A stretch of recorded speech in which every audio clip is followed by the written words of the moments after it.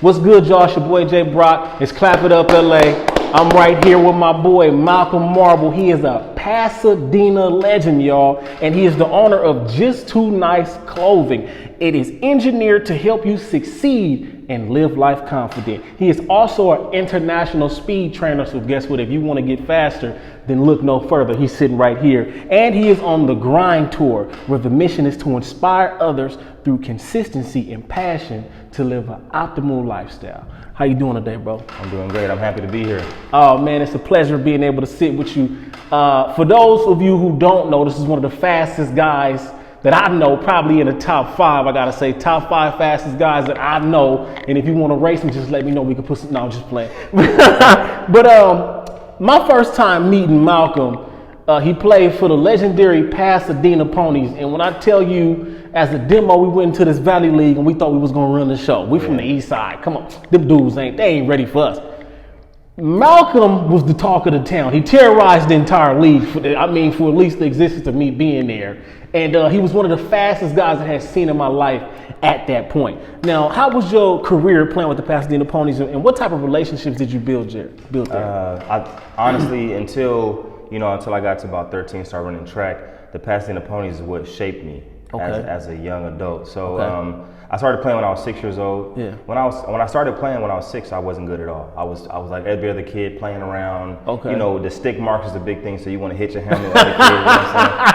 So I wasn't really taking it serious. And my dad was a coach, but something transitioned from the age of 6 to 7. Like when I turned 7, I was just elite. I was a monster. You just took over. I just took off. You know what I'm saying? Yeah. What was the difference though? I don't know. I think I got a feel for the game. Okay. And then So it was 6, 7, and a couple 8 years old. 8 year olds. So when I turned 7, I was at the top of clinic. Yeah. So I was able to have that experience, and I was able to just learn from the older guys that moved up to Gremlin. Yeah. And then I was just able to, I don't know, I had a growth spurt, and I just understood that it was serious. It wasn't playtime no more. So something just clicked for me. So I was doing a thing from age 7 on up. 7 on up. Yeah. And so when did the speed become a situation for you? Because bro, this dude was so flat. I gotta tell y'all the story. When did the speed come, man? Honestly, the speed just slowly trickled in. It was more of a, I was always fast, but it was more of a confidence thing. Yeah. I was surrounded by other fast athletes as well, so we would always race after practice, and some guys I would be afraid, I would be afraid to race, because I knew they were fast, and I was like, you know what, I don't want to race them, because I was afraid to lose. Oh wow, that's crazy. But when I actually did race some of those faster guys, and I started winning, it was just it was more of a confidence thing. Like, now that I'm winning, I don't want to get beat. Oh man, that's great. Coming from one of the fastest people I know in my life, he said he was afraid to race somebody at some point. Is that what you got to understand about life? Just keep doing what you got to do, and the results will pay off all the time. Now, we get into this Valley League. Were you aware of how big your name was around there? I was only aware of it. So DJ Morgan was on the Knights. Yes, facts. And our team called him number 30. Yeah. That's what he was to us. Yeah. So after one game, you never really see the kids without their helmets on. Right. So, after the games, you take all your clothes off, you playing around under the bleachers and stuff. So he's playing out under the bleachers, and I see this kid that looked like DJ and another kid on his team, and I'm playing with them, and I was like, "Are you number 30?" Yeah. He was like, "Are you number 2?" And I was like, "Oh, so I'm number 2 to them." So that was the first moment where I was like, "Oh, I'm somebody on their side, because he's somebody on our side." You know what I'm saying? So that's when I knew it was serious. Right. Well, see, let me tell y'all something about the Northridge Knights at that point in time. Shout out to the late great Milton Knox, because that year he was on the midget team, and I remember just seeing him run in for a touchdown, and he was walking to the car on the side on the sidewalk. But this Northridge Knights team was undefeated, I think, for about 3 years in a row, right? And we were undefeated for 2 years in a row. And we were about 4-0. We beat everybody. Then we got to the Northridge Knights. And I'll never forget looking at this team. They were not your typical team. They had on big baggy pants. They had on the regular muddy cleats. It wasn't like we come from where people spat and wristbands and visors. Northridge Knights were not like that. Yeah. So when I saw them, I said, there's no way these dudes beat us. But then that's when I learned the number 30, DJ Morgan. Yeah. That dude got the ball, and he was such a smooth, powerful runner, it was no stopping him. It seemed like he bust every time he got the ball. Yeah. That game right there, I feel like they cheated us. because the Northridge got up 18-0 on us. Yeah. After halftime, Marquise ran the kickoff all the way back. They called it back. Marquise took like a 60-yard run to the house. They called that back. We scored another touchdown. They called all 3 of our touchdowns back. I was like, these dudes is cheaters. But anyway, this team is undefeated 3 years in a row until they ran into Malcolm. Y'all beat them in the regular season. We beat them in the regular season, yeah. How was that game? They was undefeated 3 years in a row, bro. So the thing is, the first time we ever saw them was in a championship game. Okay. It was Gremlin championship game. Yeah. And we was up 13-0. Yeah. And then halftime came back. They came back, and then it was like 21-21. Yeah. And it was like 10 seconds left, and we put 2 double safety. I was on the left side. I was on the right, and another guy was on the right side. They threw a bomb, mind you. This is like 9-year-old football. Yeah. They threw a bomb onto the right side safety. He caught it and scored. Wow. So we lost. Oh, so y'all lost? We lost the championship at Gremlin year. Yeah, yeah. But Tiny Mike the next year Yeah. is when we played them in the regular season and won. Okay, got you. That was the first time we played them twice. Yeah, okay. So we played them once in the regular season. Yeah. And then at the end of the year, we played them in the championship again. Yeah. And you know it's hard to beat a team twice. Yeah, facts. Okay, so y'all did beat them our Tiny my year when we was there. Yeah, Because I remember they were saying it was because of you. Malcolm, y'all better watch out for the ponies. I kept hearing, watch out for the ponies. And I'll never forget the day we played y'all. This memory never leaves. One of the memories that you never forget. There was a tight game the whole game. It was. I don't know if it was halftime, before half or the fourth quarter. Anyway, I break into the back. They put Malcolm at quarterback. When they put Malcolm at quarterback, I knew it was bad. I said, this ain't good. They put Malcolm at quarterback. I'm like, I need to get to him as fast as I can, like everything I can. I get into the backfield. Malcolm looks at me and his eyes opens about this wide. Malcolm takes off. All I see is dust. Next thing I know is he scored a touchdown. Most heartbreaking moment in my little career at that time. Do you remember that run? No, I remember it because it was a defensive game. Yeah. Like I was like, why is nobody scoring? That was a tough game, bro. I was like, especially me, why am I not scoring? Yeah. It's really hard to break on these dudes. Yeah. But I was like, I got to break once. You know? Bro, I think you made our coach cry, man. Shout out Uncle Deuce, man. You made him cry in the car.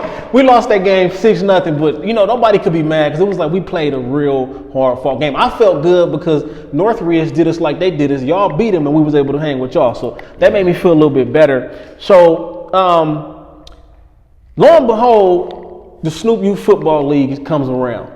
Malcolm Marable ends up with the demos, and that was something that was incredible to us. Now, you know what I'm saying? So how was that process in coming to the demos? It was a culture shock. Mm-hmm. So I mean, obviously Pasadena has its ghettos and it has its rough parts, but we practice in like the middle of the hood. So okay. Yeah. Oh yeah. For the demos. Yeah. At Jefferson. Yeah. Jefferson High School. Yes, sir. Yes, sir. Yeah, I mean, you probably coming from turf. We got muddy grass and all that. It was a dirt culture track, shock, and it was just like everything was different. But it was like it kind of made me grow as a person and as an athlete. Like I'm coming to the rough parts of LA to get it in. You know what I'm saying? Like even like when I first got there, some of the players didn't know me. Oh, really? So when we was, I don't think you noticed when we was doing like weigh-ins, not even weigh-ins, we was doing our physical. Yeah. One of the kids on our team that ended up being cool with, he tried to fight me the first day. Really? Yeah, I think, remember Bishop?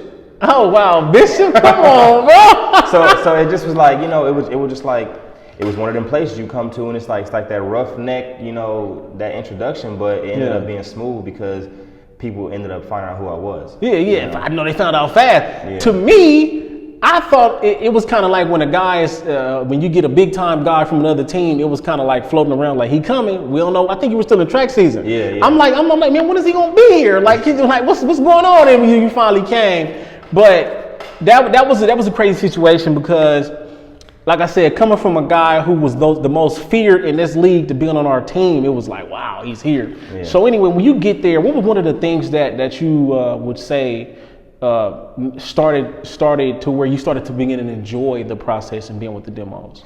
Honestly, like I said, the atmosphere was like a roughneck atmosphere, but it was dope for me. Like y'all had cheerleaders that I've never seen before. You know, Really? we had some attractive cheerleaders that I was into. You know what I'm saying? So that was because I play for the Pasadena Ponies. Yeah. I know all those girls. Yeah, you know what I'm saying? yeah. So it's like it was a new atmosphere for me to make a new name for myself, Yeah. and me to just go crazy in front of a whole different crowd. Yeah, I was able to broaden my reach. You know what I'm saying? Because I always felt like wherever I go, it's gonna be good players, but I always want to be the best. Yeah, you know facts. And I remember we had an announcer that would be at every game, and like every play somebody made, it, oh, there go number 2 or blah blah. You know, whoever made a play, and I would just hear my name, and I would see people that I don't even know rooting for me, who was once against me. Yeah, you know what I'm saying? yeah. You were like a NFL player that got traded to the enemy. Like it's crazy. Exactly. So that like the Snoop League was fun. Like possibly seeing Snoop Dogg every game. Yeah, you know what I'm facts. saying? Having the announcers, just the new uniforms.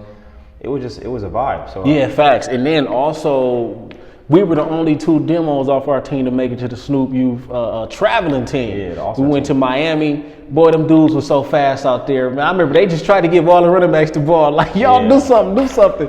But I don't know if you remember, but how was that trip for you going to Miami? And remember, Snoop was kind of hot that day because they had just lost to P. Diddy. Yeah, so how was that whole experience for you? Man, that whole experience was crazy. Like just starting from the locker room, just getting spattered up in the locker room, staying in hotels, being in Miami, Florida, meeting At the Dolphin Stadium. At the Dolphin Stadium, just meeting like girls our age that had grills. It was just a different. It was crazy. Like they had accents.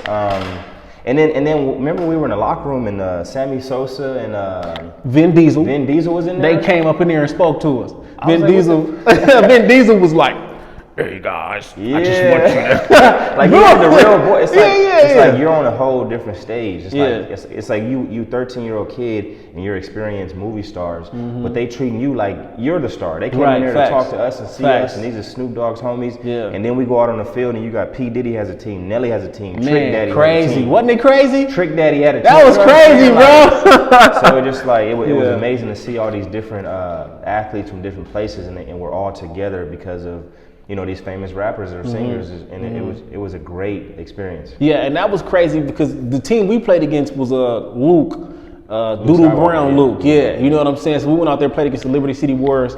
They had to be the sweetest team I ever seen, coming out in that all yellow with the polished yellow. Oh my goodness. Everybody had dreads. Grills.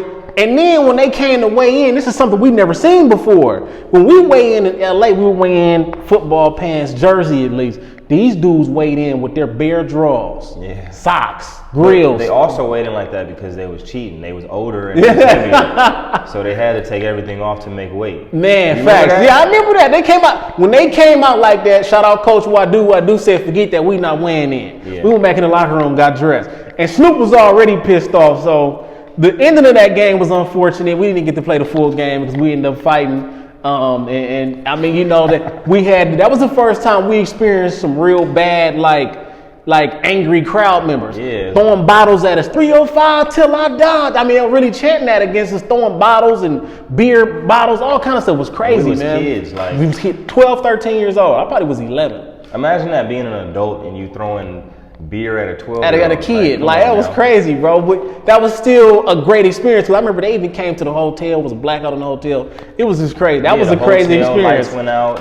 Imagine the whole hotel go black. Go black, and then you got enemies up in there. You Yeah, know what I'm saying? yeah. We don't know what's about to go down. We just all up in there, man. So okay, now we go through that experience.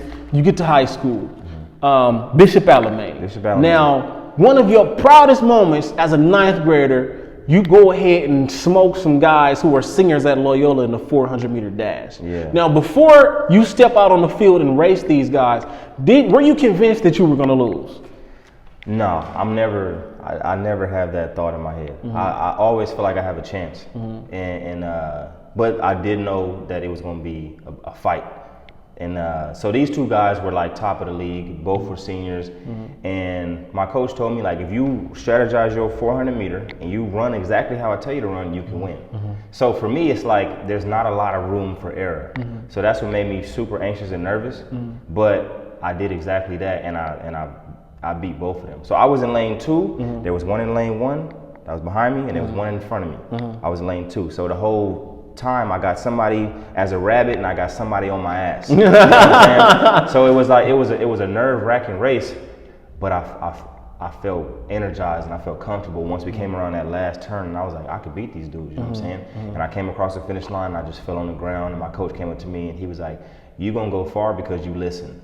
You know what I'm saying? That's crazy, bro. So I want to ask you, what is the feeling that you get when you run track versus football? Because you were a two-sport athlete and you did great at both of them. Yeah, track is a whole different preparation because it's like there's nobody to lean on. It's you versus you. You get in it what you get out of it what you put into it. So it's like in football, obviously, you know, if you're on defense, you talking who got who. Busted play, whose fault was it? You know what I'm saying? You don't know until it's filmed. In track, if I lose, it was me. You know what I'm saying? Facts. It's obvious. So it's just like, it's about the preparation, and it's just about like track is like a controlled, like, anger. You know what I'm saying? Like, obviously you have to have form, but you gotta be really like violent with your movements. You know what I'm saying? To come across the finish line first. So it's just like, it's a lot of different thoughts and movements, but it's all you versus you at the end of the day. Gotcha. You know, football, you got a team, and it's like you cheering guys on, you doing high fives. If you slacking off, he got to pick it up for you, and vice versa. You're only as strong as the weakest man on your team.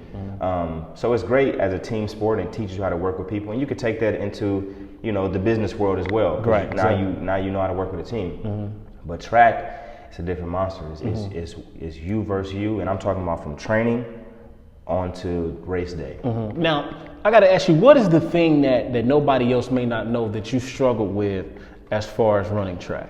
So that's a good question. So my coach told me in high school, he said, you know what, you're a strong runner, not so much a fast runner. And the thing is, everybody thought I was fast. Yeah, for you know sure. What everyone was like, oh, he's the fastest. But I was really just running strong. I never really had that turnover. You know what I'm saying? So that's what I struggle with, that quick turnover. So when I got against really fast guys, like when I was running track, I didn't always win the 100-meter dash. Okay. Some guys, you know, got me out the way, 200-meter dash. That's why I ran the 400 more often, because I was a strong runner. I can run fast for a longer time. Okay, got you. So when I got to college, I got a coach that taught me how to run, how to pump my arms, how to get that turnover, how to, you know, the heel recovery, the quad pop, all that stuff. It's like now, I coach speed because I learned how to do it. I took myself from a regular fast runner to a quick speed guy. You know what I'm saying? Now I'm a speed guy. I can get out on you. Before I would run and I would, you know, keep that pace. Now I get out on your ass. Now at Oregon State, you ran with Brandon Cooks, right? Ran with Brandon Cooks, Marcus Wheaton, and another guy was on our team. He plays Canadian Football League now. His name was Keenan Parker. Oh, wow. Okay, so you ran with some NFL guys. And you guys, I'm sure you know who Brandon Cooks is. Played for the Patriots, played for the Rams. A speedy guy, real speedy guy. So did y'all have like a good track team at Oregon State? Oh, yeah, we did. I mean, Brandon Cooks, we ran a 60. We all ran a 60. Brandon Cooks ran a 680. Marcus Wheaton ran a 680. You know what I'm saying? Those guys was like top athletes. I mean, honestly, when we went head to head with Oregon, Marcus Wheaton beat DeAnthony. Really? Yeah, he got DeAnthony. Word? Yeah. So, well, yeah. I seen like George Farmar beat DeAnthony. He got beat a couple times. Yeah, that's a fast dude. And that's what I mean by like football speeds, like just training for track. It's different. Like you take a football guy and you think he the fastest you ever seen, but when you put him up against some guys who really do track, it's crazy. It's a difference, you know. So yeah, like no, we had a really good team. We ended up getting third, and when it was Pac-12s. It just went from Pac-10 to Pac-12. And we ended up getting third. I think USC and Oregon beat us. But I ran first leg against Marquise Lee. Yeah, so, Marquise Lee is a fast dude too. Yeah. And it seems like he's faster on the track than he is on the field for some reason. Yeah. You know, but okay, so at Alamany, you got to be pretty fast because at Alamany, going over into college, Malcolm was the 11th ranked all-purpose back in the nation. Mission League MVP, and he ran a 4.5 So you ain't slow. I mean, unless it's just strong 4.5 speed. I don't know. But also, I advise y'all to watch Malcolm's highlight tape. To me, you look like the second coming of Reggie Bush. The swag, the way that he pulled off a double spin move. You remember you put off a double spin move? I said come on. He looking like a second coming of Reggie Bush, and to complete his high school career. His junior and senior year combined, he rushed for 2,753 yards and 43 touchdowns, y'all. So he was a baller. So as you start to get recruited, how are you feeling about the recruiting process, and what is that doing for you? Honestly, like once you get into high school, or once you become like a sophomore, back then at least, it's on your mind. Like, okay, I'm doing good now. I've been on varsity since freshman year. The schools is starting to come. Who's gonna be the first one to offer me? Right. And honestly, my junior year, the Huskies came to see me and ended up offering one of our tackles off of my highlight tape. So, you know, it's like at that point, it's like, you know, they came to see Malcolm, but who the hell is this guy? We're going to offer him on the spot. And that happens, though. That happens. So Akeem Gonzalez got offered as a sophomore to Washington. And that kind of like, I was proud. I was happy for Akeem, but it was like, damn, like, that was supposed to be for me. So it's like, I didn't get my first offer until junior year summer going into senior year. Okay. But once I got my first offer, so a lot of schools come, they want to see me, they want to just talk to me, see where my head is at. And so almost all of the Pac-12 schools would come to school, come to our school, like at lunchtime. And it was cool, like people, oh my God, they're here again. You know what I'm saying? That was nice, but it was like none of them is offering me yet. And that was the real thing. You know, you get the questionnaires and shit, you know. So once we had a passing league in the summer, and then after, my coach come to me, and we're all in the huddle after the passing, and he's like, Oregon State is on the phone, and they want to offer you for running back. And he hands me the phone. And I'm just like that. And then Coach Banker's on the phone. He's like, how you doing, Malcolm Marable? This Coach Banker here. We have an offer for you for running back. What do you say? And I was like, I would say I commit. he was like, mind you, if you do commit, we're going to commit to you. Meaning like we're not going to offer nobody else. So with that in mind, you want to commit? I was like, yeah, I want to commit. Before a trip or anything? Before a trip or anything, because it's like, first of all, it's the Pac-12, it's Oregon State. I wanted to stay in the Pac-12, I wanted to stay close. I wanted to, and I wanted to play running back. Most of those schools that was coming that weren't offering were talking to me about corner. I didn't want to play corner. I was good at corner, but I'm like, realistically, I'm 5'7" and a half, and I feel more confident at running back. So I took the offer on the spot, and then we set up an official visit for after the season. Now, how was the visit? How did that go? The visit was amazing. Like it's you know, the red carpet feeling. Everyone wants to talk to you, take your picture, ask you how you're doing, ask you, can I get you something? You know what I'm saying? Like, people came like that, bro. And it just was like, it was a feeling that I manifested. You know, I always wanted to be treated like somebody, because I always felt like somebody. So that's how I move around in my life. I feel like I'm somebody special, so I feel like I should get that type of treatment. And it was like, you know, when I took that trip, I was like, this is it. This is how I've been wanting to feel my whole life. So it was special. I went to the game. It was like homecoming. They won. I know it was live. I mean, I met a bunch of girls. I'll be back. The girls. The girls. Give me influential. Like women is a big motivation. Facts. I've said that a couple of times in the interview. I mean, but you know, that was one of the things, you know what I'm saying? Of course you want to be around females. And then they give you a good time, and that kind of helps you make your decision. You know, ultimately, like when I was being recruited to UCLA, we used to be sitting with these particular girls, and they used to be like, oh my God, there goes my best friend talking about me. I'm like, how we best friends? I don't even know you yet. But you know, it's a cool experience. It's very influential. So going to your senior year, what was your mindset like, knowing that you committed already? You know, what was your mind? Were you more relaxed that season? How did things change for you? I was so relaxed. My swagger was on 100, and all I was thinking was like, just put on a show. Like you already done the like everything perfect. You know, you did your good blocks. You did this. You did all that stuff to be like, show the teams that you're a scholarship type of guy. Now it's time to put on a good show. You know and see, when you got a scholarship, you already commit. That's one of those, you got a marker on your head already, because they running back. He's committed to Oregon State. Oh, he's somebody. We got to make sure we watch out for him. You know, that's like the best thing to have going for yourself when you committed. And then every time somebody tackle you, they feel good because he's committed to Oregon State. I tackled him. You know what I'm saying? Things like that. So, and then y'all didn't play against any inner city teams, did y'all? No, we played against, I mean, I know y'all played against Corona Centennial, right? Yeah, we played against Corona Centennial. Was that when Vontez Burfict was there? Yeah, he was there. Okay. We played against them. But we didn't really, we didn't play against no inner city teams. Now, what's a memory that you have from Alameda that you're real proud of? On the football field? Yeah.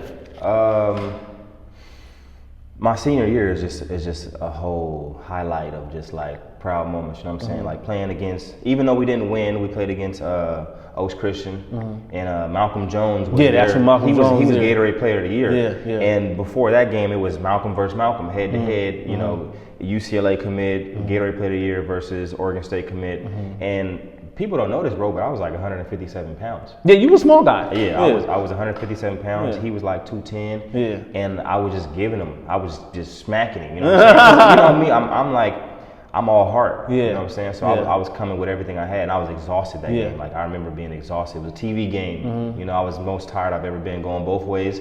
So I was really proud of how I handled that game.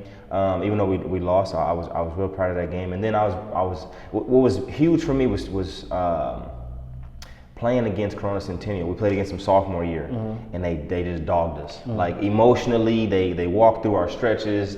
They just they disrespected you. Yeah, they disrespected us.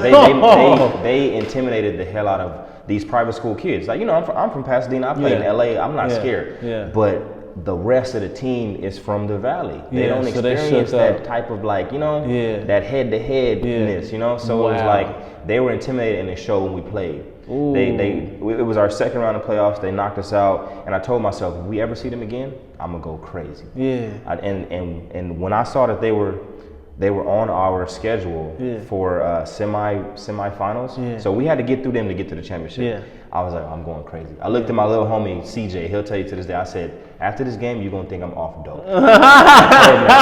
and bro, I went nuts. That's the hurdle. That's the hurdle picture that was like famous. I always tell people, if we had Instagram back then, I would have had a million followers. You would have been viral a long time ago. But like I told y'all gotta check out this highlight tip. He looks like the second coming of Reggie Bush for real. The acrobatic jumps you did. I think you jumped from like 5 yards out to score a touchdown, flipping. I was like, this dude looked like Reggie Bush. So in high school, one of the things that you love to do was draw. You love to do artistic things. So in high school, you have a situation where, first of all, you're hearing this. Nice, he's nice. You know what I'm saying? You hear someone tell you he's just too nice. That situation is floating around. And then one day, a friend of yours rips your backpack. You got to sew the backpack up, and you decide to paint just too nice. Now, how long had that been? How long before hearing these people tell you these things and it's floating around that were you convinced, like, you know what, this could be my brand? I think it was the moment of the backpack. Like, like you said, my homie was playing around. I was running. He grabbed my backpack. It ripped. Instead of throwing away a perfectly good backpack, I wanted to be artistic and creative, and I kind of sewed it back together, and then I painted on it, and I was like, I looked at it like, just too nice. Like, this is gonna be on my back. It's like your last name on your jersey. Right. So I walked around with just too nice. People started calling me just too nice, and I was like, you know, this could be. When I realized it could be something is when I started getting it stitched into my hats. So you know, back then you can go to Lids, you can get anything stitched in your hats. That was before like gangs started going and putting. So they kind of stopped doing that. But back then you can get whatever you want stitched into your hat. So I would get just too nice stitched into all of my hats. People would be like, oh, I love that. Like, can I have one? And I was like, people are asking for something I just made up, you know? I was like, so this could be something. I might as well start selling these, you know? Right. So and then I got to college, and that's when I really started the brand. And that's, okay, so it was something that was very authentic, and it was something that people could just automatically catch on to. That's one of the things that I say about, like, when you start doing things in your purpose, people will naturally let you know, like, this is it right here. You know, you'll continue to get that confirmation. So you get to Oregon State, and how are you liking the football life out there? You know, because when you first get there, I'm finally here. You know what I'm saying? How was it when you first got there, and what did you enjoy about it most? Honestly, it was a huge, like I said again, a culture shock. But it's more of like everybody's fast now. Before it's like you're the fast running back. Now it's like you got a fast D lineman chasing you. You know, everyone can move quick. So it's like the speed of the game hit me fast. You know, I was getting tackled more than I've ever got tackled. You know, people weigh more. You know, it's like all this food. There's so much food for free that you can eat. You know what I'm saying? So I enjoyed it, but I knew I had. It was a big accomplishment I had to make, because I came in, like I said, like 160, and right off the back they was like, you got to get to 170. And I'm like, damn, like I never had to eat so much in my life, or I've never felt as least confident. Like I felt like when I was in high school, it was like they wasn't worried about my size, they were worried about what I could do. Here it was like you got to get big before you can play.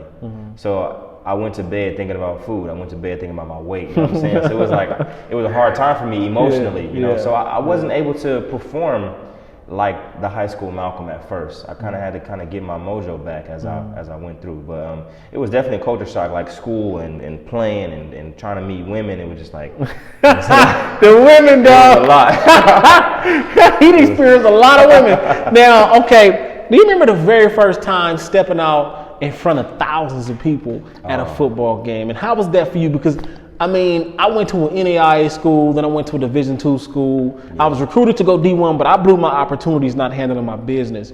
So I never got to feel that. You know what I'm saying? So all I could do was just imagine coming out with thousands of people. So how was that for you when you first stepped out on the field and experienced that? Oh man, it's amazing. It's like, first of all, the field looks bigger. You know what I'm saying? It just feels, if everything feels different, like you don't feel like this is the same size as high school field. You can hear everybody. But for me, I redshirted and then I played my redshirt freshman year, and I started on kickoff return, and they flipped the coin, and the first play is kickoff. They kicking off to us. So my first time being on the field, heart must have been like bumping. And it's crazy. Like I'm back there, my heart's bumping, and then they kick the ball, and everything goes. It's quiet. It's crazy. You don't hear nothing. And then you catch the ball, and then everything comes back. So it's like it's kind of like movie like, but it's like that opportunity is huge, so you gotta focus. You know, you gotta focus because there's a lot on the line. You know, college. Once you get to college, it's a business. You know what I'm saying? You can be in that position and taken out right away. Facts, you know what I'm saying? So week by week. Yeah. So it's just like it was a great opportunity, man. And like I said, it was loud and it wasn't. Yeah. And see, one of the things that I kind of understood as I got older was, you think about, especially Division I schools, is that, bro, these men make their livelihood with this. So they don't have time to put up with somebody who's not acting right, who doesn't want to be there. So it's kind of like, I'll be telling my little brother, like, man, you got to understand, when you get there, you're going to have to be full go, listen to everything, do what you got to do, because they will move on from you faster than you can breathe. You know what I'm saying? Exactly. So that's one of the things that I quickly understood. Now, speaking of DJ Morgan, you got to play against DJ Morgan at SC. How was it being able to play against each other at this level? Because y'all didn't play against, well, you did play against Taft in high school. We played against Northridge Knights, played against Taft in high school, beat them my senior year. That was another great accomplishment. Watching DJ on film against Notre Dame, just breaking their ass off. DJ Morgan is legendary. We was watching that film and I was like, oh my God. Like, DJ did a move on Notre Dame where the coach just like stopped the film. And he was like, that, cause before we watched film, he's like, hey, there's a guy on the other team. I'm like, oh, I know him. He's like, but wait till you see what he did to Notre Dame. So we watched the film, DJ's killing Notre Dame. And then we playing them next, so it's like I'm telling the team, like, look, he's no joke, you know. So we play against him, and honestly, DJ got in trouble. I don't know what he did, but he got in trouble, so he couldn't play the whole first quarter. We ended up beating him by 2 touchdowns, but when DJ finally got in, he was breaking. See, we didn't get to play against DJ Morgan in high school because they ended up losing, I don't know, some game or whatever. But we didn't play against him. But the funny thing was, we knew of his name in Pop Warner, and he still had it going in high school. And I was like, dang, he really that dude. You know what I'm saying? In fact, he's even worse now. You know, so being at that level, playing in Division I football, did y'all get to take a picture together or anything like that? How, were y'all conversing before y'all game? No, I mean, no, we really weren't. I don't know why we weren't as much. But we just did it. I remember we talked a little bit after, but coming up, because I didn't play that much corner, and he didn't play that much running back. You know, he had the injuries, so I played a little bit more special teams at the time. I got in that corner at the end, but it wasn't like high school where it's like both of us is like the star players. We're gonna go head to head a lot. So it was kind of like I'm gonna see you, but I ain't gonna see you as much. You know. Now, how was that feeling? Coming from being a star to more so being like just another player, you know what I'm saying? Yeah, it was hard, bro, because it's like on the inside, you know what you can do, and you know how you can contribute to a team, but then on another hand, it's like you've kind of been shrunk a little bit, and not because like the other players aren't good, it's just like, or you're not good, it's just in this situation, that's what it is. Like in my situation, I lost my confidence at the beginning because I came in as a running back, and I don't feel like I was being treated like I should have been. You know, like I'm used to being like that guy being pushed, and then when it was more of like I couldn't do no right, so it kind of messed with my confidence, and that kind of pushed me to the defensive side, and then it was just tough. I feel like I shrunk myself as an athlete, and then you're not even who you were anymore, you know. So it was tough, man. I lost my confidence at Oregon State, and then I fought for it back. But in certain moments, the only time I had to be confident is when I was on kickoff return. I touch the ball and get wiggled for a couple seconds, or I'm at corner and I blitz and make a tackle, you know. So I had spurts of the old me, but I lost it for a lot of my career at Oregon State. Now, when you look back, do you think there's something that you could have done differently in order to have yourself back fully? Yeah, I think when I came in, I could have been a little more focused. The playbook kind of it was crazy. It was a crazy playbook for me, and I think it got the best of me. So I think I could have gotten my playbook a little more. I could have ice bathed much more. So He said ice bath. Yeah, man, because it's like the demand of a freshman, redshirt freshman is high. Like, you're not only doing running back stuff, you're doing gunner, presser, every special team. You know what I'm saying? You're doing everything because you got to give the starters a look. Once you become a redshirt, you're a scout team. You know what I'm saying? And you got to go hard. So it's like the demand is high, and you know, so I didn't ice bath like I should have. I could have had fresher legs. Could have been in my playbook a little more, so that part is on me. But I just know that when I was contributing, when I did get back in there, I just feel like the coach that I had didn't know what to do with me. Okay, you know. Gotcha. So what would you advise to any incoming freshman coming in, same situation, freshman probably undersized? What's something that you would tell them to make sure that they focus on? I would just say, first of all, give yourself a chance. Don't worry about what no coach thinks about you, unless he's giving you constructive criticism. That's different. If you can tell a coach cares, then listen. If you feel like a coach doesn't really care, then just show up every day and give you 100%. What I was doing is I was like, this coach is getting down on me. Fuck it, I'm a dog it, which is the worst thing you can do. Because at the end of the day, you got NFL scouts coming to see the practice. They're not going to see that you're mad at a coach on film. They're going to see that you're dogging it. Right. So if I'm talking to anybody going into college, freshman, senior, whatever, first of all, give yourself a chance, give 100%, and take recovery very, very serious, and stay in your playbook. Like when I started watching film more, I became a better player because I just understood the game. You know, it's like you're not working as hard, you're working smart. Right. Yeah, so that's another thing too. You know, the higher you go, the better your work ethic has to be. Yeah. And you know, that's one thing I realized, because you know, we see so many guys, they're good in Pop Warner, get to high school, it's like, what happened? Yeah.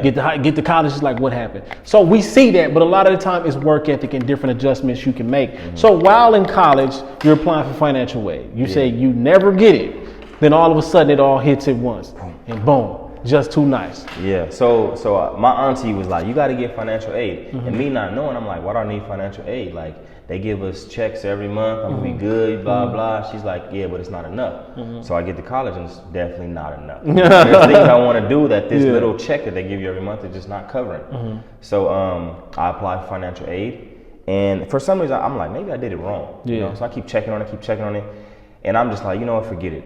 And then, so we have we was on like a term system. So it was like 3 terms, fall, winter, and then like spring, summer. So spring, summer come around, and they tell me, come up to the office. I go up to the office, like, you have your financial aid came in. I said, my what? I forgot about it that time. So I take the check, I go home, and I open it, and it say $5,000. Man, that's big money in college. And I'm like, oh shit. Back then, at least. You know what I'm saying? That's a lot of money for me. I never had that much money at one time. So like, you know, obviously, I go to the mall and I buy a Mac computer off rip. I get the new Beats headphones. I get like 5 pair of shoes and 2 jackets. He cashed out. You know what I'm saying? But then it's like, all right, well, I got like 3 G's left. I'm not gonna keep buying stuff. I done made up for my whole life right now. You know what I'm saying? So I go home and I'm like, you know what? I think it's time to start Just Too Nice. Yeah. So I just do my research, how to start a brand. People always ask, how do you start a brand? It's like, I just Google the shit. You know, when you really want to do it, you just Google some stuff. So I Googled it, how to start a brand. I looked up Corvallis Customs down the street. I ordered some blank hoodies off of Hanes.com. I had this girl help me make my logo, and then I got some crew necks made, put my logo on there. I called up a couple of the cheerleaders, had them come over, put the hoodies The on. women, y'all. The women. Hey, you gotta get good. They with make the it women. work. You gotta get good with the women. Like Yeah. that's the key, you know. Yeah. So I called the cheerleaders over, a couple of them. I put the hoodies or the crew necks on them, take some pictures, post them on Facebook, and then boom, everybody's like, oh, I want one. Yeah. And then that's what it. And then that's what started. You know what? I believe I remember when it first hit the scene. It seemed like it was everywhere. Yeah. I'm like, you know, you got the collegiate athletes wearing it, of course, at that level. That's a big thing. So how did it feel to actually put the vision together and see people actually wearing your stuff, taking photos? How did it feel to be able to see it come to fruition? It felt great, man. Especially like certain people that you like look up to, like when I first got there as a freshman, it's like Marcus Wheaton is our star receiver. I got some hats made, and they had the Roman numeral 2 on it. Marcus Wheaton is number 2, and he sees me posting on Facebook. He DMs me, I need one. Yeah. And I'm like, wow, something that I made up, you're saying you need, like I even want. Right, I need right. that, He you know what I'm needed, saying? yeah. So it felt good, man. It felt good to work on something and then people appreciate it. And they appreciate it by, you know, paying for it. You know what I'm saying? Like people didn't want nothing for free. It was like how much it costs, I'll pay for it. So that felt really good. Yeah. Just to have your vision, it's been in my head for a long time. So finally see it come from the mental realm to the physical was just an amazing feeling. Right, yeah. See, that's dope. The fact that you even followed your dream with that. Now, you get pretty creative out here, and you got the bear right there. Yeah. The bear, and the bear is just perfect, y'all. I mean, you see the bear, he got the cool smirk on his face, got the glasses. Where did the bear come from? You know what, man? I was always heavily influenced by characters. Okay. So when I was growing up, obviously we all like Mickey Mouse and you know all these different characters. But for some reason I started studying Hello Kitty. Okay. And not because I liked Hello Kitty, just because I realized Hello Kitty was everywhere, and it's not an American company.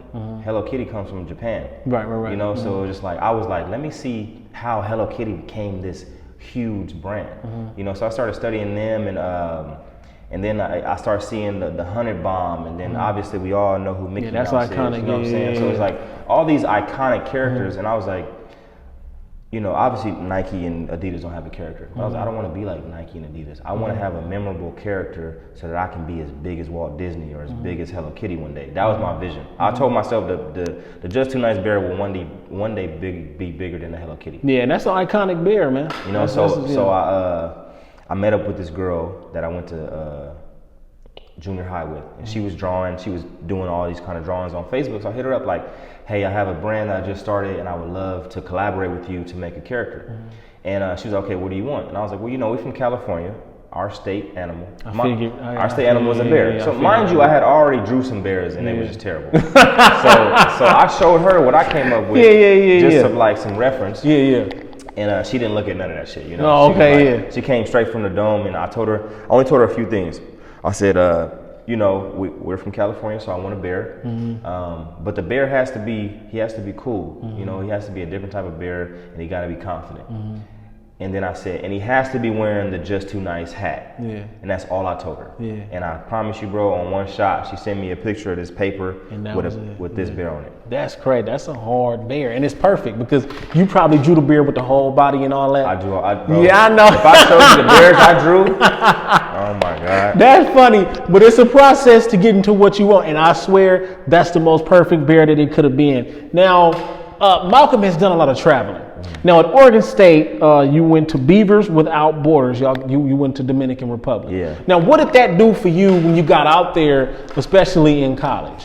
Man. And what made you go? Well, first of all, there was another girl in my life. The women. She was like, you know, there's this thing coming up called Beavers Without Borders. Yeah. It's where they take a couple of the college athletes, and she was a soccer player. She was like, and we go to a third world country and we just help them out, whatever they need. And I was like, oh, I don't know about that. She was like, well, you should like just go to the meeting and just hear what they have to say. And I went to the meeting and I liked what they had to say, and that we were going to be going for 10 days. Ooh, man. And yeah, cool. and I was like, okay, nice little getaway. And they was like, all you gotta do is get your passport. So I went and got my passport, and we went. And for me, it was like the first time, we've been to Miami, we've been in state, but like flying to the Dominican Republic, seeing how different people live, seeing a third world country, you got a house next to a hut, next to somebody with no shoes. It just made you appreciate your own life a lot more. And yeah, bro, it just like, and all the little kids, like we went to so mind you, we went to elementary school. So the job was to go to elementary school and help them with their irrigation system. We build like sprinklers in a water system so they can grow their own fresh fruit and vegetables, so they can eat their own food. But we stayed in a hostel on a church. First day I get in there, mind you, we all got our own showers at home, clean water, all that stuff. We get in the shower, and there's a big ass roach looking beetle dead in there. And it's just like, And that made you homesick. This is gonna be like, you know, but it just was like, this what it is, you know what I'm saying? So it kind of changed me. Like I took a shower in there next to the beetle. I was like, you know, whatever. Like had your eye on it the whole time. Yeah, like it made me more humble, and it made me like I'm able to do more things without like I ain't doing that. You know what I'm saying? Like I will do that if I have to, you know, and because they have to. So it made me appreciate my life more, my circumstances, and it made me more empathetic to what other people are going through, which I extremely appreciate, because it made me a better person at the end of the day. But yeah, we built the irrigation system, and it's little kids out there, like they're helping us. Like usually, you know, you go do something for some other kids, they just watching. Yeah, facts. These little kids, they helping us. I saw one little girl take off her own slipper. We had shovels. She took off her own slipper and was helping us like dig. Oh wow! And I'm like, you know, out here, I'm afraid to get my shoes dirty. Right. You know yeah, definitely wouldn't get that in LA. Exactly. Yeah. So it just made me look at people differently. You know what I'm saying? So and it taught me like how I'm gonna raise my kids. You know what I'm saying? So it was a great experience, bro. And we helped them, and they was happy. Only thing is, I wish I would learn a little bit more Spanish before I went. Okay. Because the little kids, you know, little kids, they love you. They want to talk to you. Right. And we couldn't talk. We couldn't talk. Yeah. At each other, you know? So but yeah, bro, it was a great experience, and besides making me a better person, it broadened my horizon to traveling, you know, and just seeing the world. Like there's a lot out there, and there's a lot of people that you can help or that can help you. Like their experience helped me, and my experience helped them, you know. So after that, I just was like, I got to see some more of the world. Do you feel like more people would benefit from traveling the world than being stuck in one area? Yeah, bro, and not even just that, like on the mental aspect. Like when I go places, people ask me questions like, oh, was it like this or was it like this? And it's because of your circumstances and what you see your whole life. Like everybody's mindset is built off of their circumstances. And if you only see where you're from, that's all you know. Right. So it's like I've become more intelligent, and I've expanded my mindset because I've seen other things. I understand, and I can converse with people from different countries because I've been there. You know, I've talked to brilliant women in other in other countries, bro. Like, you know, when we travel. I meet women that speak 4 different languages. It's crazy. You know what I'm saying? It's like, and no offense to American women, but you don't get that here. And it's because of our education system. Like, we barely know English. We speak slang in English. Right, They speak English wherever they're from and 2 more. You know what I'm saying? Because their education system is just so strict, you know? So it's like you'll meet people and they know geography. Right. They know all about where they're from, and they know where we're from. Until I started traveling, I only knew about California. It's crazy, ain't it? But see, the thing is, I agree. Like, I think people should travel because they'll see, like, it's just so much more than this little focal point that you're in. You know what I'm saying? And, you know, it's unfortunate that some people can't get that. But, you know, it's best that people like you travel and share that experience so at least they can live it through somehow, some way. So speaking of traveling, in 2014, you posted your first YouTube video, which was a Just Too Nice commercial, which at the end was titled The Beginning. And it looks like you're walking through a concert of some sort. And with this YouTube channel, you post speed drills. You got pop-up shops. Shout out to DJ Morgan. You got a I would say a motivational. You do motivational like commercials and voiceovers when I'm with DJ Morgan. And then he has a commercial at the Rose Bowl. Now, if you know about the Rose Bowl, how does one person get access to the Rose Bowl? He's a Pasadena legend, I'm trying to tell you. So how did you get that situation at the Rose Bowl? So I know a lot of city workers. My dad was a city worker, and I know a lot of city councilmen. So that happened to be on a Sunday, where every Sunday, well, before COVID, every Sunday they have the Sunday market. So there's nobody inside the Rose Bowl. Out around it, there's everybody out there, thousands of people. But inside the Rose Bowl on the field, there's no one out there. The grass is covered, or like on the field. So I knew that, and I was like, this would be a perfect opportunity to run the stairs for the drone shot and then be on the field. So all I did was ask one of the city councilmen to tell the guy with the key to open it. Just open the door for me. Let me go do my thing.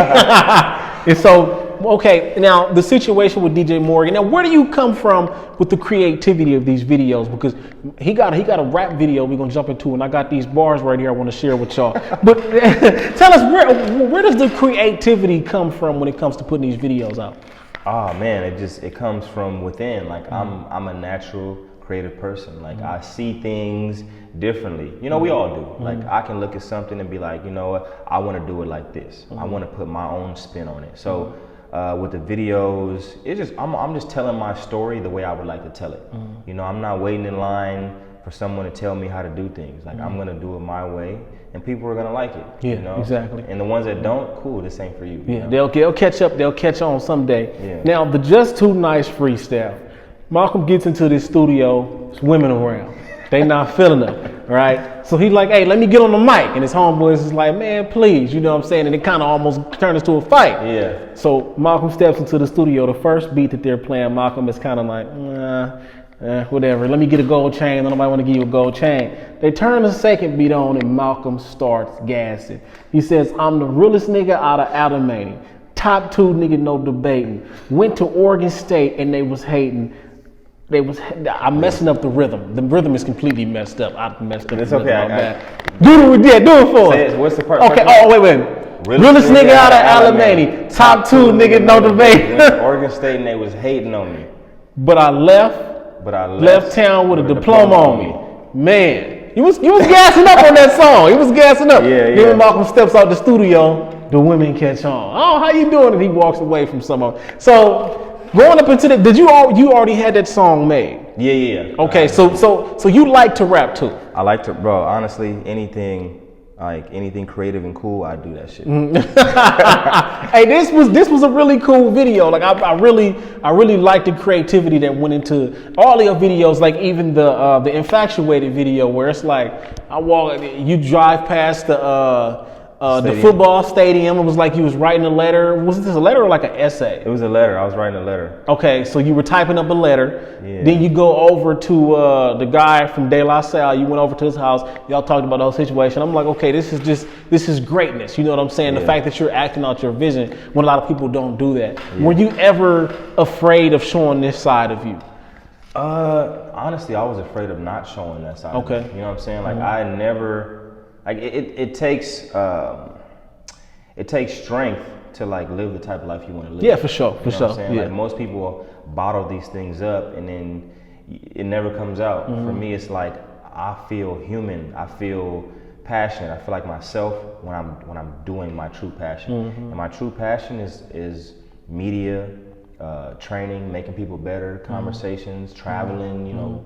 Running, you know, all that stuff is me. That's why a regular job was never for me. I had to create my job, you know what I'm saying, what I do on a daily basis. So it's like I wouldn't be whole. You wouldn't get all this energy if I was holding back any of it, you know? Facts. And speaking of that, we got to talk about the grind tour before we get into the job situation, because he has a funny interview moment where he's straight up with the lady who's interviewing him. But included on his YouTube channel, he has the grind tour. Okay, you have been to Tulum. Okay, grind tour number 8 took place in Dubai. He took a trip to Dubai. Dubai, you know what I'm saying? Like, you feel me? Dubai, like, you know what I mean? Yeah. No, for real. And the most recent one is Grind Tour 10, which took place in Barcelona. Spain, Barcelona. Okay, so Spain, Barcelona, Spain. Yeah. Okay, cool. Yeah. So how is it to be able to travel and do what you love and make sure you put content together doing what you love? Where did you even get the idea that when we go to these places, let's shoot content? You know what? So the grind tour. Let's talk about where the grind tour started. Okay. So I got the opportunity to coach in China. Okay. I signed a 2-year contract to work with the elite Chinese athletes of Dali in China. Right. So before the Olympics, or in general, every province has their elite athletes. And they group them up, they get them right for the Olympics or the national games. I was coaching the Dalian athletes for the national games, and whoever was eligible to go to the Olympics, they would go. But the big money for the Chinese athletes is the national games. So I was working there. The pandemic happened. Okay, so the Chinese, so this happened, but okay, so you went to Tulum and all that after China. Yeah. Oh, okay, got you. Okay, I was thinking that China was first and then all this. Okay, cool. Yeah, okay. No, China is first. Okay, yeah, China's first, and then you went. Yeah, I'm tripping. Yeah, I'm messing it up. yeah. So you did this within a year? Yeah. Oh, so you was moving around in 2020. Yeah, I was moving around. Oh, okay, I didn't know that. Literally moving wow, around. that's Like, crazy. They was like, the flights is banned. The flights weren't banned. I was going back and forth from here to China the whole time. Wow, okay. Because I had a visitor's visa. People don't know, when you have a visitor's visa, it's 2 months at a time. Okay. And when your visa's up, you have to go back to where you're from, and it restarts. Oh, wow. So I had to fly home. I stayed home for like a weekend, sometimes maybe 2 days. That was the worst. Because you got off a 16-hour flight, and you spend 48 hours. It's not enough, you know. Yeah. So during the pandemic hit China in about January, right after Christmas, because I went to London with this chick for Christmas. And then I came back to China, and then that's when it hit. The pandemic hit. Yeah. And then 2 months after February I went home, and then it still hadn't hit y'all yet, I think. And I came back to China. When I came back to China, I had to do a 14-day quarantine. Yeah. And that was the worst thing I ever did in my life. Yeah. That was the closest thing to jail. I never been to jail, but that's the closest thing. I mean, I could imagine, especially you being away from home. Being away from home, being locked in a hotel room. Like, you guys... Well, at least it was 5-star though. It was. That's what I didn't tell everybody. Okay. So it was 5-star. Yeah. So when I flew back into China, they was like, look, you have to quarantine. Do you want the 5-star hotel or the 4-star? I'm like, of course I want the 5-star. Yeah. So it took me to the 5-star. I'm there for 2 days, eating like a king, chilling, making videos. Yeah. And then my interpreter calls me, my translator calls me and says, hey, we have a big problem. I said, what's the problem? She said, you chose the most expensive hotel. Oh. And it's out of our budget. Yeah. So we have to take you to another hotel. She's like, don't worry though, it's a good hotel. Yeah. Bro, we pull up to this hotel, it's like Motel 8. Oh, no. Hell no. Trash. And that's what I didn't tell nobody. Yeah, so okay. You were the first one to know. Yeah, okay, I didn't cool. film that shit. Yeah, exclusive. Yeah. So I get in this hotel, the food is worse. The bathtub is dirty. Oh no! I don't even want to take a shower. I didn't take a shower for like 2 days. I was in there like, man. you know, I didn't eat as much. You know what I'm saying? Yeah. And it was just a terrible experience, bro. Like day 7, I was like, damn, like this is depression, right? You know what I'm saying? Like my beard was growing. Yeah. I didn't bring no getting chapstick, rough. You know what I'm saying? I was there looking like dirty. You know what I'm saying? So it was a tough time. It was one of the most tough times I ever had. But like day like 9, I was like, you know what? I'm not gonna get out of here to day 14. I might as well make the most of it. So I started writing about my experience and how I could talk to people about this experience. So yeah, mind you, I get out of quarantine, I go back to my facility, I do 2 more months at the facility, and then at that time, it's bad in America. Like y'all got it bad, y'all fighting over toilet paper. Donald Trump is saying weird stuff. It was really no toilet paper, paper towels in the stores, no Lysol. And I'm in China just chilling. I got toilet paper, you know. You straight. Food. So it's almost time for me to go back. And my translator tells me, she's like, look, we're going to close our borders. So if you go home, which you have to, because your visa's about to be up, you probably ain't going to be able to come back for a while. So I'm like, okay, that's fine. As long as you guys can pay me livable wages, which is half of my salary.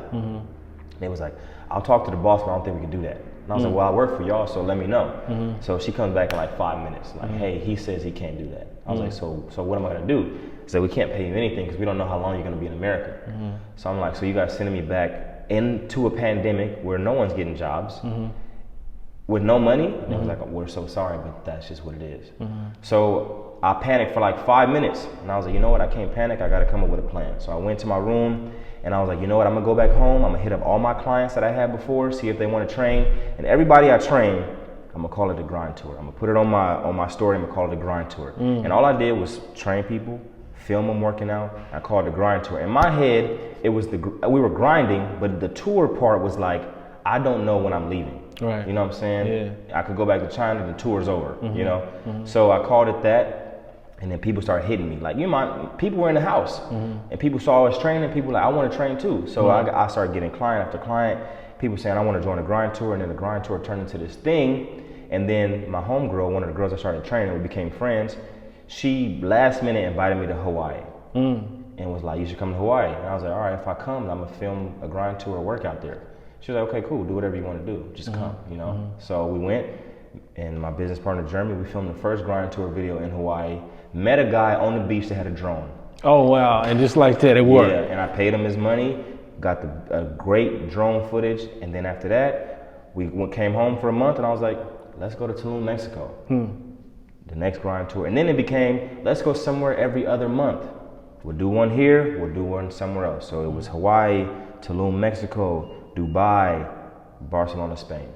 So the grind tour is worldwide. Worldwide. I mean, I don't see you stopping no time soon. Yeah. You know what I'm saying? Yeah. And that's a beauty, because you turned something that was home based and made it worldwide. Yeah. Now, how does it feel knowing that you going to these places and you leaving a mark, so to speak? Like that's a I did business out here, I did business out there. Like, how do you feel knowing that this is what you're doing? It feels great, bro, because it's like, I'm international and I'm doing it not only is it positive, it's legal. You know what I'm saying? So it feels great to leave my mark around the world. We always meet people. We always meet new people.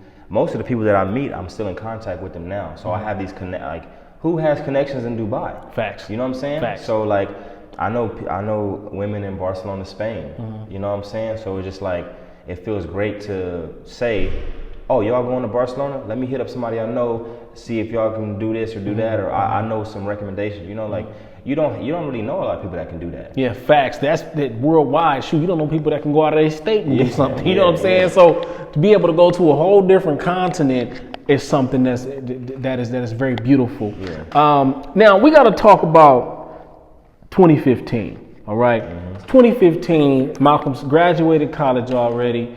And we step out into this real world, and this is something that a lot of athletes have to go through. Yeah. And you know, just God bless them all, because we all tend to handle this a different way. Yeah. Specifically, when I had to walk away from the game and step out into the real world, I began to realize how much I really loved football and how much I didn't love anything else. So it took me a while to find myself, and like you said, I had to go through this process of figuring out what I'm gonna do with myself. What am I gonna do? What am I passionate about? What do I love? Yeah. Because we're still chasing that same feeling that football gave us. So for you say this is the worst time of your life. Worst time. You know, you get into an interview, the lady asks you what you want to do, and you tell her, I want to do just too nice. Yeah. But how much did that, because when you respond like that, it's something that's been backed up inside of you that you've been holding in. Yeah. So how did it feel to be able to admit to her, I don't want to do this. This is what I want to do.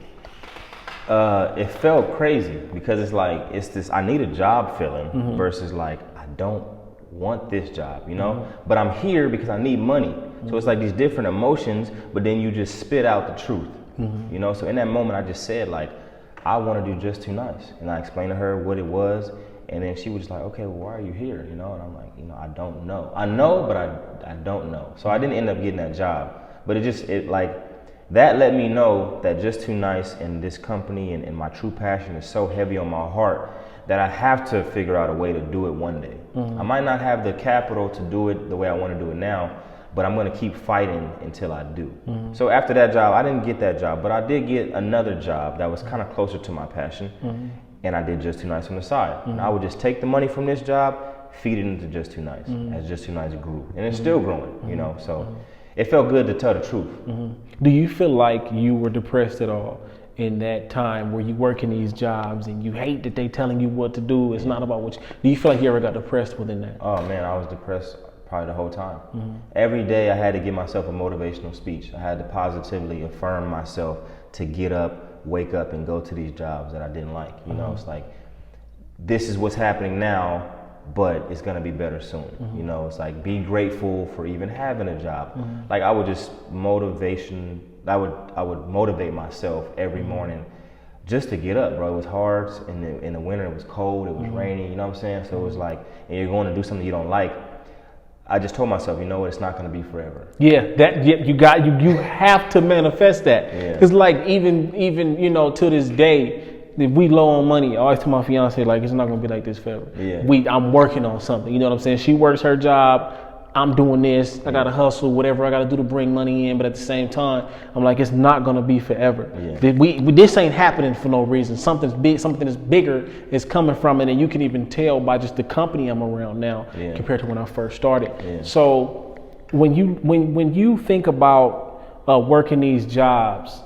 What was the worst thing that you would say that you had to do at a job? It was just kind of like, because ultimately every day it's something that's just peeling at your skin. And what was something that you would say was like the final straw? Bro, the worst job, I worked a lot of shitty jobs in a very short amount of time. But the worst job I ever did was I was like a salesman for kitchen hood cleaning. I would walk into restaurants. I would say, hey, how you doing? Do you need your kitchen hood cleaned? They say yes or no. Mind you, they said no. A bunch of times, I'm sure. And then I would go over our sales pitch of how we could clean that kitchen hood. But I would always go to the places around like lunchtime when it's busy. I walked into this one Chinese restaurant and I was trying to get the lady's attention, and she just snapped on me like, "What do you want?" And I was like, I'm usually a calm guy. So I snapped back on her like, "Hey, like I need to talk to you." And she kind of like, she turned down because I was turned up now. But it just like, that took me out of character. And it's like, you're not gonna sell to nobody, turning up on them. You feel me? Facts. So I just was like, this is not for me. Like, this is not for me. And it's like, I feel like I'm forcing this. Like, I like to be in the business of like, people want what I have because they see the value in it. Like, people train with me because they feel like they can become better, mentally and physically. You know what I'm saying? All my clients come to me from referrals because they heard what I can do. You know, people buy my clothes because either they like me or they like the designs or they heard it's good material. But it's like, it's value in everything I do. There was no value in that. I understand. It's like, what is this doing for my life? Because it doesn't make me happy. Now, when you train people and you see the people get the results that they're looking for, how does that feel to you? It feels like I'm living in my purpose. It feels like I'm doing what I'm supposed to be doing. And it's like, it's not instant gratification because it takes time to sculpt a body or create an athlete. So it's not instant gratification, but like when you can show somebody something that they've had a hard time with, and then they get it because your coaching cues or your style is clear to them, then it feels great. It feels like you know what you're doing and you're getting better at what you're doing. Like, I really enjoy working with clients that either need to lose a lot of weight or they want a certain look, or it's an athlete that wants to get faster. Because I don't get any satisfaction from working with an athlete that's already great. You know, I want to test myself by taking someone that can't do something and showing them how. You know, make them better. Oh, by the way, I got to give a shout out to 408 Studios. You're right here at the great 408 Studios. You need photo shoots, you need to shoot some videos. Make sure you contact 408 Studios. They got you. By the way, you've been training my little brother for about the past month or so, and him just just seeing the videos and the how much he's improved since he's been with you, and he's gotten faster, which is the crazy part. I'm like, wow. Like, one day he told me he only ran a 16.9. The next day he like, well, I ran 17.4 today. Then I ran 17.9. Now I'm at 18.1. I'm like, dang, like you're getting these people faster. You know, now, what is it, when did you begin to understand that speed trainer was something that you had to do? When was the first time somebody was like, bro, can you help me get faster? The first time I understood that I wanted to do speed was when I was training for Pro Day, and my speed coach got me faster. He said some coaching cues that no other coach has ever said to me. You know, it's usually just super vague, like just do this. And he broke it down in a way that I understood. And then I was able to get faster, and I was able to teach other people to get faster. And I was like, you know what? I want to train. First of all, you just want to train. You want to train everybody. And then you realize, I want to train this, you know, and that was speed.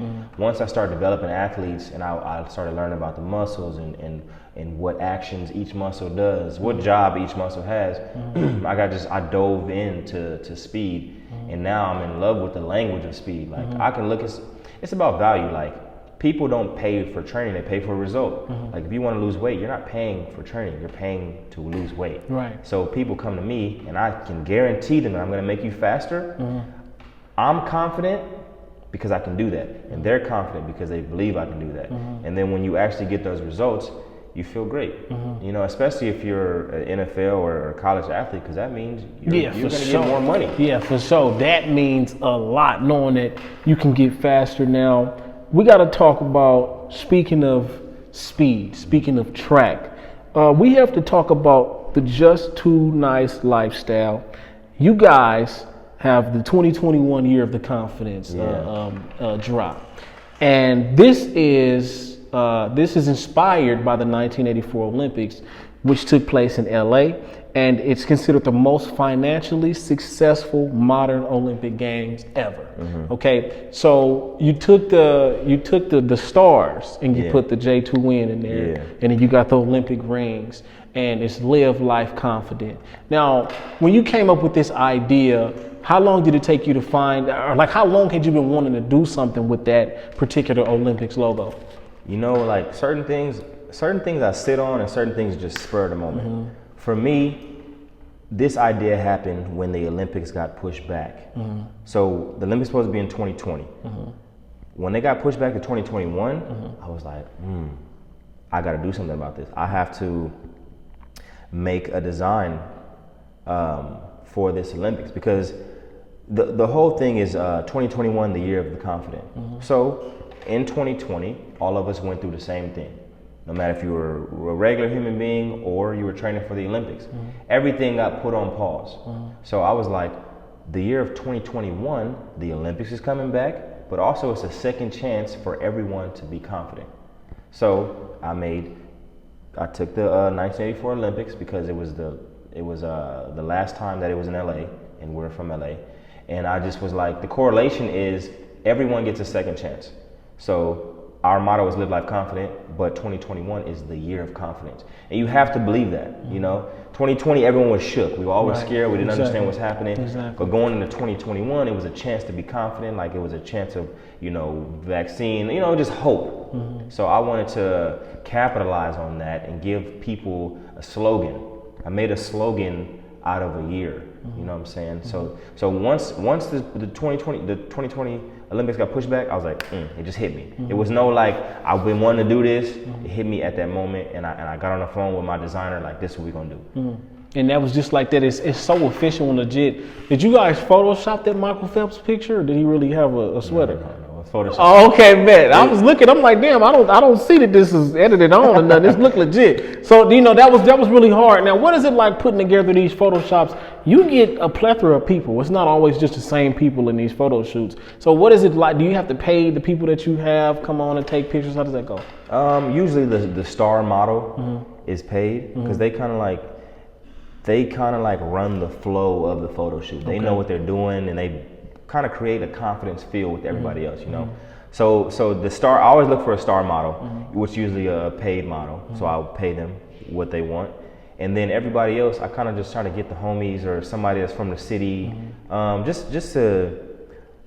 too nice. Obviously, I wanted to go worldwide, but I never want to forget the people that have helped me or the people that have been around me from when I had nothing. Like sometimes the people that support you first are people that just from your town or from your city or your core group. So I try to like give those people love, you know. So that's how that works with that. Understood. Now, throughout your entire journey, you've been through ups and downs. What exactly is it that you clap it up for when you think back on everything that you've been through to be here today? Oh man, it's so much, but I feel like I just clap it up for my discipline and my consistency. Because I've learned, like, ain't nobody gonna do this for you. Like, if you want to become somebody, you got to be disciplined in the day-to-day grind, and you got to be consistent with it. That's kind of why we haven't talked about this, but that's why I started the Grind Tour Challenge. So I do the Grind Tour Challenge first 20 days of the month, because first of all, I needed something that was going to hold me accountable. Yeah, facts. You know, because we always filming, and I need my body to be right. And sometimes I'll just go home after a long day of training. Most trainers will tell you, I train people all day. When is the time for me to train? So the challenge forced me to record my workouts and actually do them. So it That's kept the my body 50-50, yeah. exactly. So it kept my body tight. But it was more than anything, it's about discipline and consistency. You have to be disciplined enough to wake up and do it. And then you have to be consistent enough to do it often. You know, so for me, I clap it up for my discipline and my consistency that I've like instilled into my everyday character. I feel that, y'all. So you know, it's J.Brock's Clap It Up LA, my boy Malcolm Marable, and that's Just Too Nice, y'all. You can follow him at Mr. Just Too Nice on Instagram. If y'all want any training, how can they get in contact with you to train, and what are some of the things that you're willing to do for them? If you want looking for training, you can DM me on Mr. Just Too Nice on Instagram, or you can just go to Grind Tour on Instagram and you can DM that account. Or if you want some of this merch, you can go to J2N Either way, if you need to contact me, Mr. Just Too Nice is where you find me on Instagram. Mr. Just Too Nice, man. Just like that right there, we just chopped a lot of good game, y'all, and it has been just too nice to be with my boy today, y'all. It's J.Brock Clap It Up LA, my boy Malcolm Marble. We out.